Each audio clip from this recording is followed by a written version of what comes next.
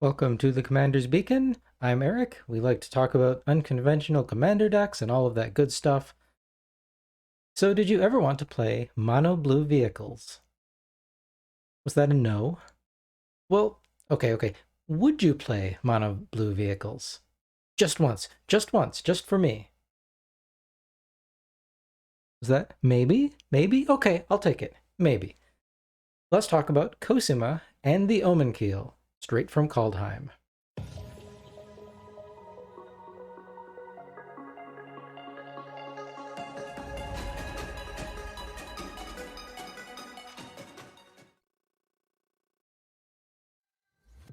Alright, Kaldheim has recently been released, and with it we've got a massive 33 new legendary creatures. This is almost half of what it was in Commander Legends, and that set, of course, was all about Commander.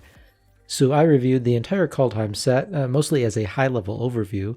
We talked about some of the new mechanics, returning mechanics, support for some of the new tribes, and of course, some of the new commanders. You can see that video here for more details. But now I want to take a deeper look at some of the legendary creatures from Kaldheim. Check back in later as I'll have some deck techs for Kardur, Doomscourge, and Esika, God of the Tree, and perhaps some others as time permits. But today we're taking a closer look at one of the mono blue MDFC gods from Kaldheim. This is Cosima, God of the Voyage, and the other side of the card is a vehicle, the Omenkeel. So Cosima, God of the Voyage, is a 2/4 god that costs 2 and a blue. It has, at the beginning of your upkeep, you may exile Cosima. If you do, it gains whenever a land enters the battlefield under your control. If Cosima is exiled, you may put a Voyage counter on it. If you don't, return Cosima to the battlefield with X +1/+1 counters on it, and draw X cards, where X is the number of Voyage counters on it.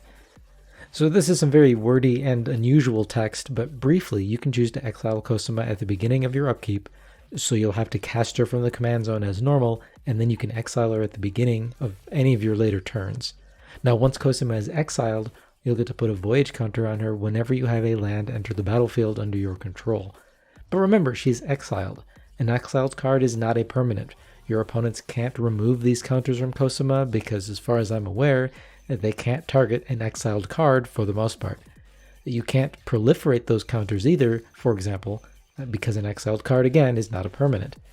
So our exiled Cosima can accrue these Voyage counters for each land you play, and there's very little your opponents can do about it.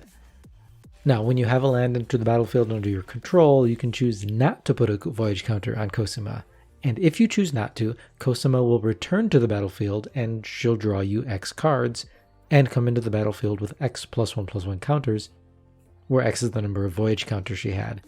So putting a land into play is also how you generate the trigger to bring Cosima back to the battlefield and get this card draw. So Cosima is landfall-based card advantage in the command zone. And again, it's very hard for your opponents to deny your access to this card advantage since Cosima accrues counters from exile, which is almost unheard of except for maybe suspend.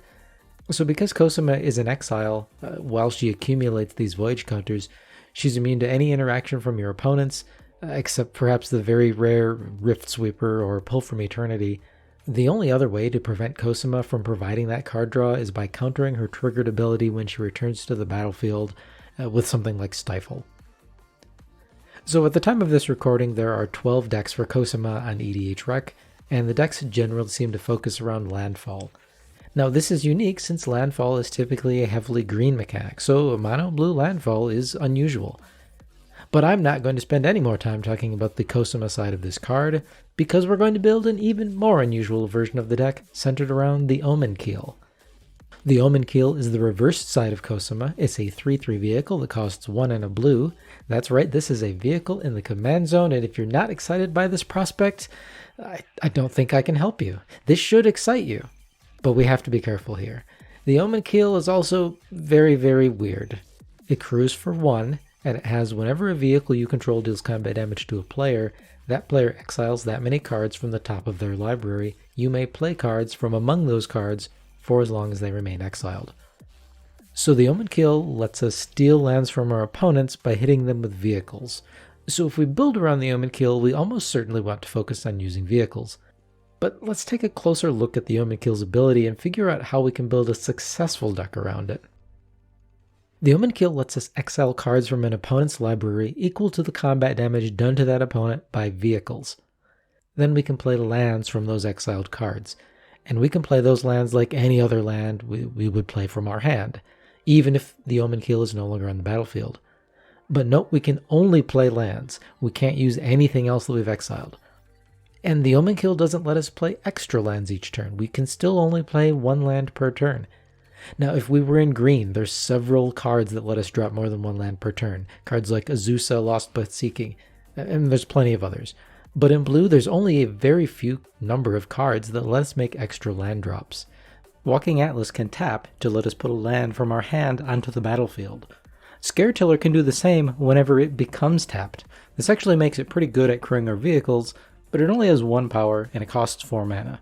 Still, you probably won't find better synergy in a deck for Scaretiller than in this kind of deck. There's Patron of the Moon, which lets us pay 1 to put 2 lands from our hand onto the battlefield tapped, but this doesn't help us play cards that we've exiled with the Omenkeel. So anyways, with any of these, we can play one of our opponent's lands and then use these creatures to also put our own lands into play from our own hand on the same turn. There's also Ghirapur Orrery and Storm Cauldron, which let each player play an additional land each turn, but with a potentially perilous cost. A Ghirapur Orrery lets a player draw 3 cards at the beginning of their upkeep if their hand is empty, and we're in blue, so our hand should never be empty unless things have gone horribly wrong. And Storm Cauldron is actually decent for landfall decks since it causes each land that's tapped for mana to be returned to its owner's hand. Now this does enable us to always have lands to play, but it's really risky since we're probably going to be filling our own hand with lands much faster than we can replay them. So if you counted all these up, you'll notice there are only 5 cards that let us make extra land drops in mono blue. And without effects like these, the Omenkeel will not help us ramp. It just helps us ensure that we make our land drops. But again, we're playing mono blue. We have access to the best card draw. We shouldn't have any problems hitting our land drops without any help from the Omenkeel. So what use is the Omenkeel to us? Well, we could focus on effects that use our opponent's other cards that we exile when a vehicle deals combat damage to a player. The most notable one is Oblivion Sower. This is a 5/8 Eldrazi that costs 6, and it says when you cast this spell, target opponent exiles the top 4 cards of their library. Then you may put any number of land cards that player owns from exile onto the battlefield under your control. So Oblivion Sower lets us dump all of those lands we've already exiled from an opponent's library all onto the battlefield, under our control, all at once. This is pretty cool, but Oblivion Sower is 1 card. Now, there are a few other Eldrazi that help us use our opponent's exiled cards. Oracle of Dust, for example, is a 3/5 Eldrazi. It costs 4 and a blue. It lets you pay 2 and put a card an opponent owns from exile into that player's graveyard to draw a card, then discard a card. But this is a 2 mana conditional loot effect on a 5 mana 3/5 body. This is not good. Now, there are 6 other Eldrazi that also pull our opponent's cards out of exile for some effect, but they're all about as bad as Oracle of Dust. I don't think we can build around these. Well, what if we run an intentionally low land count in our deck, like maybe 25 lands or 30 lands, and then we rely on our opponent's lands to hit our land drops? And with fewer lands in our deck, we'll have more gas. But this is really risky. If we can't get our plan going, we're going to have a rough time. And I don't know that the payoff is really worth it. Okay, so we've just gone over a few examples of how not to build a vehicles deck around the Omenkeel. So what can we do instead? Well, I've decided to make a vehicle-centric deck where the Omenkeel's ability to play my opponent's lands is just a bonus. It's a luxury. We're a vehicles deck first and foremost, and a steal my opponent's lands deck secondarily. Now, mono blue isn't the best color for vehicles. There are currently 1,384 vehicles decks on EDHREC. Over half of them are commanded by Depala Pilot Exemplar, who's in Boros, and Depala helps you refill your hand with vehicles. Now, Boros is one of the most supported color combinations for artifacts like equipment and vehicles, and every other commander that has a vehicle-themed build on EDHREC has fewer than 100 decks that are, focused on vehicles. So how can we make mono blue vehicles work? Well, I've also decided to build a nearly creatureless deck. Now, vehicles need creatures to crew them, but we can make temporary creatures. A Mutavault, for example, is a land that lets you pay 1 and turn it into a 2/2 creature until end of turn. Guardian Idol is a mana rock that you can do the same for 2 mana. Now this strategy will require that we pay mana to turn one of our permanents into a creature just to crew a vehicle and attack with it every single time we want to do that. So that's not great. But these permanents and vehicles, they're only creatures until the end of the turn, so they'll be impossible to remove with any sorcery speed removal, including board wipes. Well, at least board wipes that only hit creatures. And because we have few or no actual creatures in our deck, we can just jam our deck full of creature removal, like Evacuation. This returns all creatures to their owner's hands. Of course, we cast this while our vehicles and our lands are not yet turned into creatures, and then we'll leave our own battlefield untouched while decimating our opponents. Then, after Evacuation resolves, we can just turn our Mutavault or whatever into a creature, crew a vehicle, and we'll have an open line of attack. We can also use other taxing or controlling effects too, like Meekstone. This artifact prevents all creatures with power 3 or greater from untapping. Ever. Fortunately, none of our permanents will be creatures during our untap step, so all of our things will untap normally.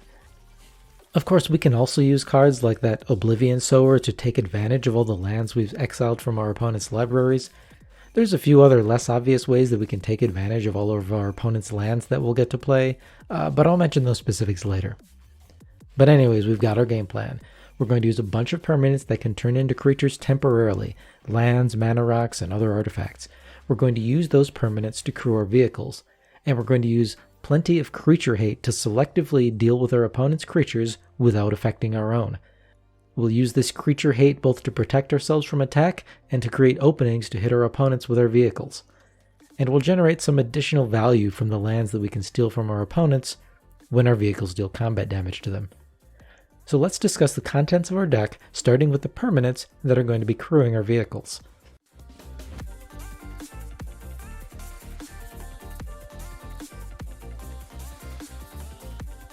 So we've got lands that can turn into creatures to crew our vehicles, and we've got artifacts that can turn into creatures. Let's start with the notable lands. A Blinkmoth Nexus taps for 1, or you can pay 1 and turn it into a 1/1 artifact creature with flying until end of turn. And the Omenkeel crews for only 1, so this is perfect. Mishra's Factory and Mutavault are a bit better. They also tap for colorless, and you can pay 1 to turn them into a 2/2 creature until end of turn, so they can also crew vehicles with a crew cost of up to 2. Now we're in mono blue, so there's a limited number of man lands, or lands that turn into men, or something. So we've got to reach deep and run things like Dread Statuary. This taps for colorless, or you can pay 4 to turn it into a 4/2 artifact creature until end of turn. This is not a good deal, but just use a more efficient man land if you have it, and we're running so many colorless spells that we don't mind that Dread Statuary doesn't tap for blue. We've got Frostwalk Bastion and Faceless Haven, which require snow mana to turn them into creatures, and that's why we're also running 21 snow islands. But if you're on a lower budget, you could take out these 2 snow lands and then just use regular islands. These snow-covered islands are only here to support Frostwalk Bastion and Faceless Haven.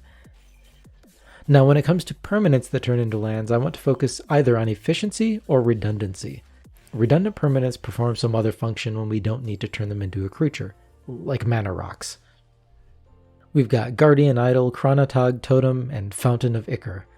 These aren't super efficient, they cost 2 to 3 a cast and 2 to 3 to turn into a creature, but if you can't afford that or you just don't need it, these are also mana rocks. And where else will you get the chance to justifiably play Chronotog Totem? Now for efficient temporary creatures, it doesn't get much better than Haunted Plate Mail. This is an equipment that costs 4, it equips for 4, and it gives the equipped creature +4/+4. But you can also pay 0 to turn it into a 4/4 creature until end of turn, but you can only activate this ability if you control no creatures. With this deck, you'll pretty much only have creatures when you want to, so Haunted Plate Mail will crew anything with a crew cost of 4 or less, that's anything in this deck, for 0 mana investment. Well, other than the casting cost. But also, if you've got lots of resources in the late game, you can just equip this to a vehicle to make the Omenkeel into a 7/7 or something. And besides, where else will you get the chance to justifiably play Haunted Plate Mail? Our next most efficient vehicle crewers are Chimeric Mass and Genju of the Falls. I really like Chimeric Mass. This is an artifact that costs X, and it comes into play with X charge counters on it. then you can pay 1 to turn it into an XX artifact creature until end of turn, where X is the number of charge counters on it.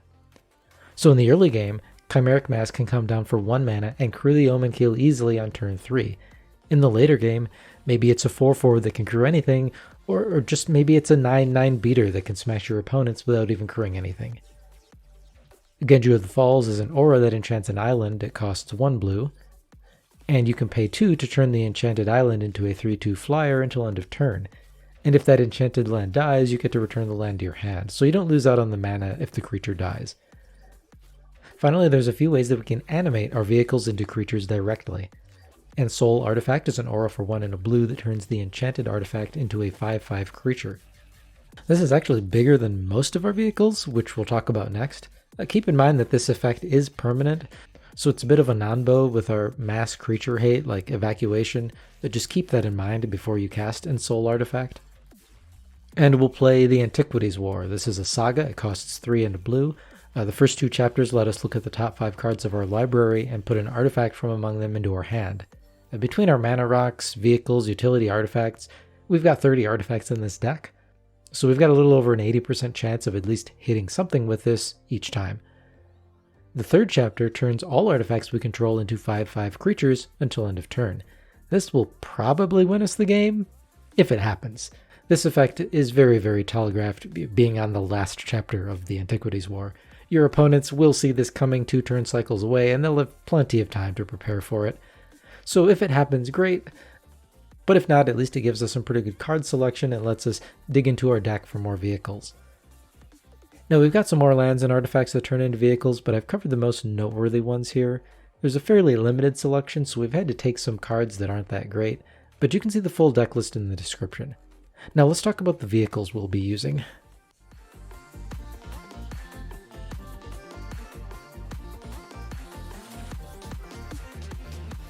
So you may have noticed that a lot of our man lands and man artifacts are permanents that turn into lands. Well, they only have 1 or 2 power. So we want to focus on vehicles that have a small crew cost. But our vehicles are also our win condition. We want vehicles that hit hard. And remember, the harder we hit, the more cards we'll exile from an opponent's library with the Omenkeel's ability. You might not get to do combat damage each turn. Maybe our vehicles will get killed, or maybe we'll need to spend our resources on defenses for a turn. So we want to be able to hit our opponents hard in a single combat phase. That way we can exile enough lands from our opponent's libraries to make our land drops for at least a few turns. So we're going to try to focus on the hardest hitting vehicles that we can find that also have reasonable crew costs, and we'll also want some vehicles that provide utility. There's Silent Submersible, Smuggler's Copter, Raider's Carve. These all provide card advantage, and they have fairly reasonable crew costs. Raider's Carve does cost a bit more, it crews for 3, but I think the payoff is worth it in this deck. Our hardest hitting vehicles are easily Untethered Express and Sky Sovereign, console flagship. Untethered Express is a 4/4 with Trample that gets a +1/+1 counter whenever it attacks, and it crews for only 1. Sky Sovereign is a 6/5 flyer that does 3 damage to target creature or planeswalker when it enters the battlefield, or when it attacks.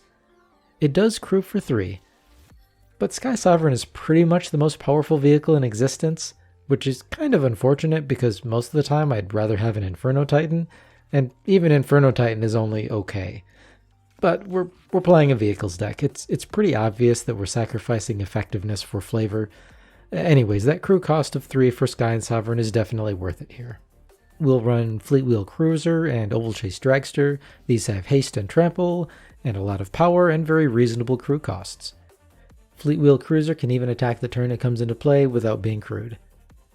Of course, we'll use Cultivator's Caravan. This is a mana rock that costs 3, but it's also a 5/5 vehicle that crews for 3. The crew cost is higher than we like, but again, it's also just a mana rock when you don't need to crew it, or when you can't. Cultivator's Caravan sees play even in decks that don't care about vehicles, so it makes perfect sense here. Now, as far as utility vehicles go, we're going to be using Mobile Garrison and Conqueror's Galleon.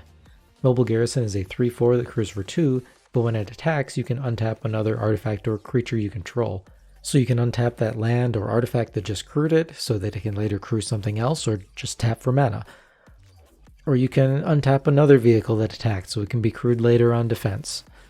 And then Conqueror's Galleon is a 2/10 that crews for 4, and when it attacks, you exile it at the end of combat and return it to the battlefield transformed under your control. So it only has to survive combat for this to happen, and it transforms into Conqueror's Foothold. This land taps for colorless, or you can pay 2 and tap it to loot, or you can pay 4 and tap it to draw a card, or 6 and tap it to return a card from your graveyard to your hand. Now, all of these modes cost more mana than they should, but it does give you a mana sink for the late game, it gives you some recursion in case you really need it, and it's a vehicle. But remember, in addition to just playing around with vehicles, we're also stealing lands from our opponents. Let's talk about how we can maximize the value that we get from our opponent's lands.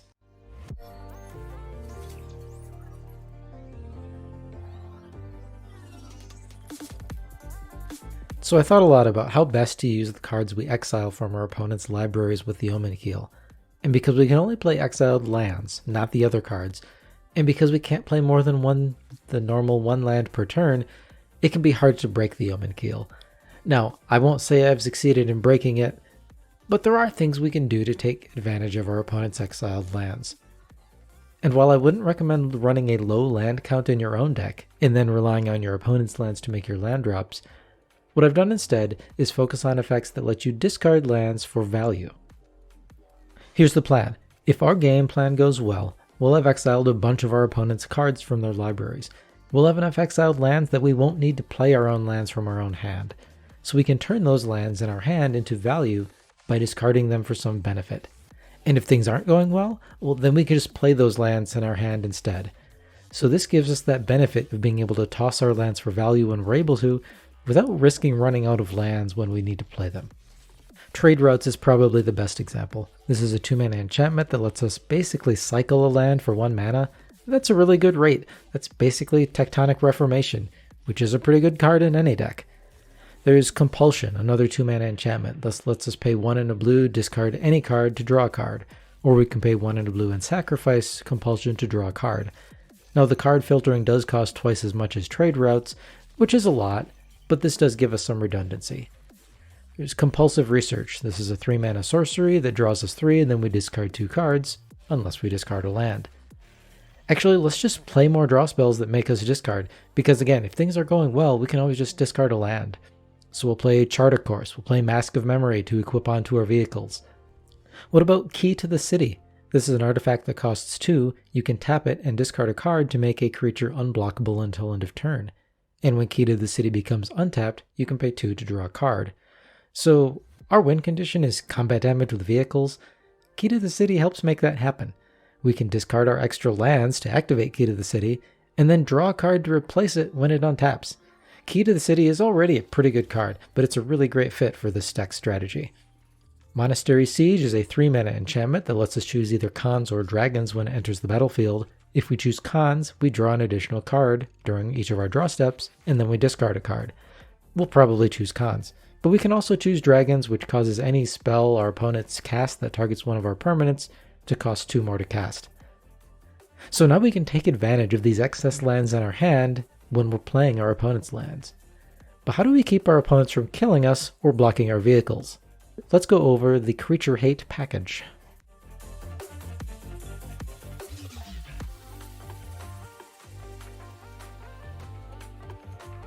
So remember, the vast majority of the creatures in our deck are only creatures when we want them to be, so we can freely use effects that punish creatures as long as they only happen when our permanents are non-creatures. The most obvious of these are Evacuation, Inundate, and Whelming Wave, which all perform some variation of returning all creatures to their owner's hands. Evacuation is probably the most effective of these. It bounces all creatures at instant speed for 5 mana. Whelming Wave costs 4 and bounces all creatures except for krakens, leviathans, octopuses, and serpents. Inundate bounces all non-blue creatures, and it costs the most at 6 mana, so this probably won't hit all of our opponent's creatures, but there's actually a shortage of mass creature bounce, even in blue, and we only want to hit creatures. We can't use cards like Coastal Breach, since this will return our vehicles to our hand, and so we play Inundate. But we don't have to like it. Now, as long as we're bouncing creatures back to our opponent's hands, we should also definitely run Windfall so we can force them to toss all of those bounced creatures into their graveyard. Unfortunately, blue has plenty of other sneaky ways to punish creatures that won't have any effect on our own game plan. Overburden is an enchantment that says whenever a player puts a non-token creature onto the battlefield, that player returns a land they control to their hand. This is brutal against any deck that wants to play even a moderate amount of creatures. But it doesn't hurt us at all. The only creature we play is Oblivion Sower, and you could swap this guy out for something else if you want a completely creatureless deck. Oh, and I just added Scaretiller into the deck just at the last minute, since I misread the card at first, and it actually fits a lot better in this deck than I originally thought. So there's actually 2 creatures you'd have to remove if you wanted that completely creatureless deck, just for whatever reason. There's Fade Away, a sorcery for 2 and a blue that says for each creature, that creature's controller pays 1 or sacrifices a permanent. Now this wrecks anyone who's got all of their lands tapped when you cast this. Fade Away is a situational one-sided board wipe in blue for 3 mana, and again, it doesn't affect us at all. We can just crew our vehicles after casting it and then attack into an empty board. And there's plenty of other creature hate too. Take Noetic Scales and Portcullis for example. Noetic Scales is a 4-mana artifact that says, at the beginning of each player's upkeep, return to its owner's hand each creature that player controls with power greater than the number of cards in their hand. Portcullis is another, even sillier 4-mana artifact that lets only 2 creatures be in play ever, at least when a creature is cast. It says, when a creature enters the battlefield, if there are 2 or more creatures on the battlefield, exile that creature, return that card to the battlefield under its owner's control when Portcullis leaves the battlefield. So whenever a creature enters, if there's already 2 creatures on the battlefield, and that's among all players, then that creature gets exiled.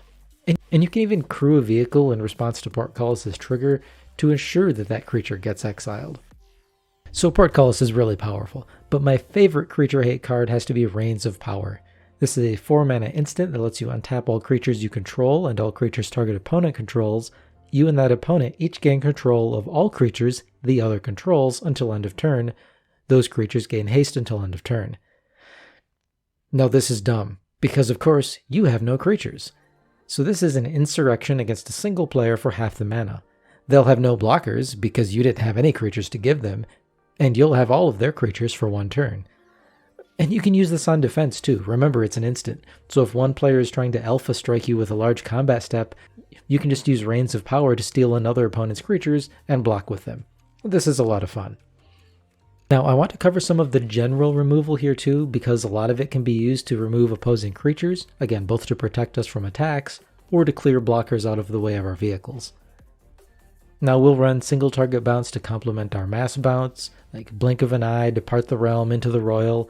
You could play Capsize too. I didn't put it in this deck since it's basically 1 million mana with the buyback cost, but it's still a pretty good card. We'll use a few mass permanent bounce spells too, because that's basically blue's only version of board wipes. Run Cyclonic Rift if you have it. I don't, so I use Coastal Breach and Flood of Tears. I also use All Is Dust. This will kill the Omenkeel and our enchantments, but with all of our colorless artifacts, this will generally hurt our opponents much more than us. Finally, we'll use a small suite of counterspells. Because our win conditions are pretty limited, we'll have to use some measure of control to ensure our opponents don't negate our whole deck with something like Constant Mists. I'm using 4 counterspells in this deck, but they aren't particularly synergistic ones, so you can pick whatever counterspells you like for your own budget. See the deck list in the description to see what I'm using here. Now one thing I'll point out, as long as we're bouncing our opponent's creatures back to their hands repeatedly, and as long as we're playing fun-sucking cards like Portcullis, I'd be remiss not to mention Torpor Orb. There are way too many powerful ETB effects in Commander, and way too many opponents that don't mind at all when you bounce their Mulldrifter back to their hand. Torpor Orb shuts down all of that nonsense, so you can mass bounce with impunity. So that's our survival package, and our creature hate. Let's go over a few more of the deck's remaining strategies.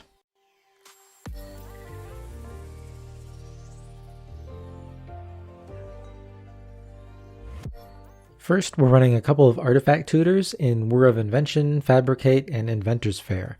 There's a few targets for these. First, we mentioned Torpor Orb already. You could just go get a vehicle if you need one, or an artifact that can turn into a creature to crew a vehicle. You could go get an expedition map. This is an artifact that can be sacrificed to search your library for any land, put it into your hand. And we're running a couple of value lands that are great targets for Expedition Map. First, there's Academy Ruins. This is fairly obvious. This taps for colorless, or you can pay 1 and a blue and tap it to put an artifact card from your graveyard on top of your library. Even in the best cases, some of our vehicles will probably die. Of course, they dodge sorcery speed removal, but lots of players are using instant speed single target removal these days, so we may need to recover our vehicles from the graveyard. Or our creature hate pieces might be killed. We're also using Buried Ruin and Sequestered Stash to help us with this artifact recursion. Now, Expedition Map can also fetch Mystic Sanctuary. This land taps for blue and enters the battlefield tapped unless you control 3 or more islands. And if it enters untapped, you may put an instant or sorcery from your graveyard on top of your library. Maybe some creature hate piece like Evacuation, for example. And if you've got trade routes, you can pay 1 mana to bounce Mystic Sanctuary back to your hand to reuse its ETB effect and cast Evacuation every turn. Which is pretty cool, but do be aware that the instance or sorcery goes on top of your library, not into your hand. So if you don't have any other sources of card draw, you'll never draw any new cards if you use this loop every turn. And of course, you'll never get to go up in land count on the board either. Now finally, I mentioned that we're using Oblivion Sower, which is very cool in this deck.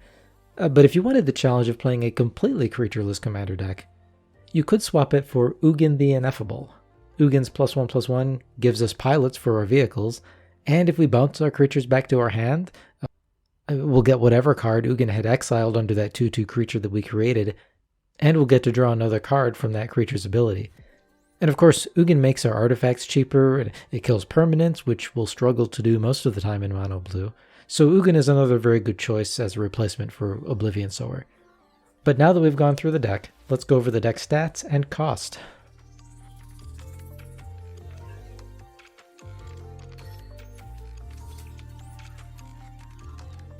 My build of the Omenkeel Vehicles deck comes in at $144.90 on TCG Player. We have an average CMC of 3.06. There are 14 vehicles, including the one in the command zone. Now comparatively, the average Depala deck on EDHREC has 50% more at 21 vehicles.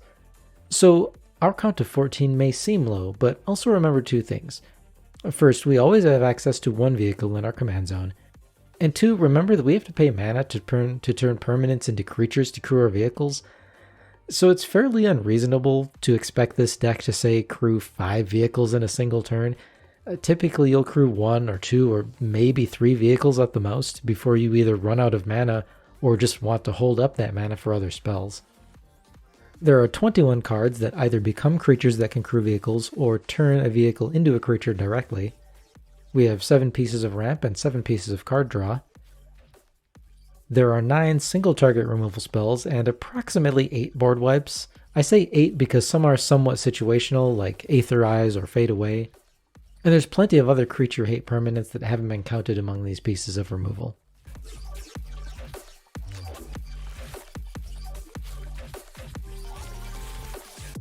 So with this Omenkeel Vehicles deck design, we can focus on using until end of turn creatures like man lands to crew vehicles and dodge removal.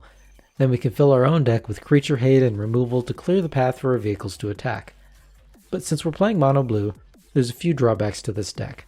Primarily, the low amount of mass creature bounce. There's Evacuation and Inundate, for example, but there's actually very few other cards that bounce all creatures without bouncing all other permanents. You could consider building with alternative commanders that have access to colors with more abundant creature board wipe effects, like white.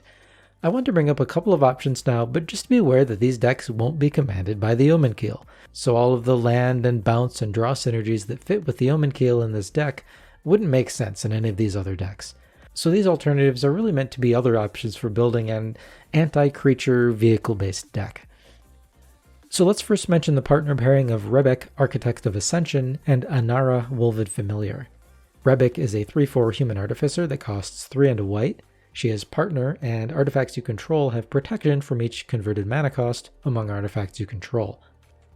And Anara is a 4/4 wolf beast that costs 3 and a green, and it has, as long as it's your turn, commanders you control have indestructible. So in this deck, Rebek helps to protect all of your vehicles. Note that the protection she provides keeps targeted removal away from them, and it prevents them from being blocked too, at least by creatures with a CMC equal to that of any artifact you've got in play. And Anara lets you cast board wipes during your turn with little risk to herself, or Rebek, since she gives herself and Rebek protection, or indestructible that is, during your turn. And White has plenty of creature wraths, like Doomscar, Fumigate, Phyrexian Rebirth, to name a few, but there's tons of them. Finally, note that Rebek and Anaric will both help you to crew vehicles, and they have 3 and 4 power respectively, so you'll have an easier time crewing larger vehicles like Parhelion 2. You could also consider the most unusual Digeru with Eyes Open deck. Now, Digeru is a 4/3 human warrior that costs 3 white. He has Vigilance, and when he enters the battlefield, you may search your library for a Planeswalker card, reveal it, and put it into your hand, then shuffle your library.